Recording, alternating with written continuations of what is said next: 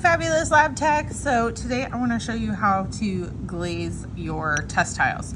So first off, you got to know what glaze you're using. You want to have like the code, so like PC12, and you want to have the color name written on the back side using an underglaze pencil. If you just use a regular pencil, it's going to burn out in the kiln. So they do occasionally sound like nails scraping on a chalkboard, which is horrifying, but it'll last. Oh, that one got me. It'll last through the firing. So it's really important we do it midnight. It's hard for me to spell and talk at the same time. Okay, so make sure it's labeled with the underglaze pencil. Then what I want you to do is make sure you shake it up and make sure that it is like the right consistency. So like make sure that it looks good. Like if you open one up and you're like, oh my gosh, this one's really thick or this one's like extra thin, don't use that one for your test tile. Find one that's like a regular one for your test tile, so that way it'll come out like nice and even, okay? The other thing is use one of these big fluffy fan brushes. Have it already slightly damp so you can get a nice big swoop of it, and then you're just gonna paint the front with a nice big layer. So this one is gonna have to dry for a little bit. Since this is my first coat, you can see it's already starting to dry a little bit. And if it runs off the side a little bit, that's okay. You'll just have to wipe it off later.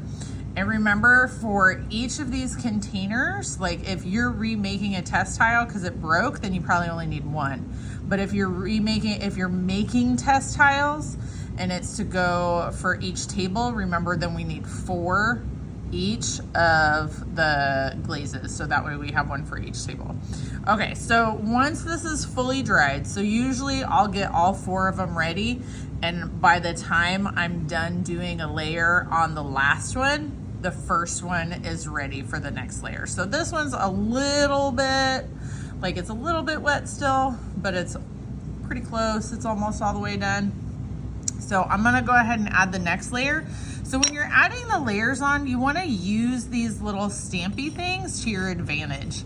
So like I'm gonna make my first layer end right here, and that means this will start my layer number 2. So again, big fluffy brush, make it a big, you know, clean, smooth all the way across. You don't want it to be brushy. If you're having to do this a bunch to cover it, that doesn't count as a coat, okay? It needs to be one kind of coat. If it starts to get like where it's not showing as much, go get more glaze, because if it's not a full coat, then it's not gonna fully, you know, cover. Now this second coat's gonna take longer to dry, so I'm not gonna sit here and wait for it to dry, but you need to wait for it to dry, and then you'll add a 3rd coat. So wherever the next, you know, stamp is, you'll add a 3rd coat. Once that's dry, add a 4th coat, okay?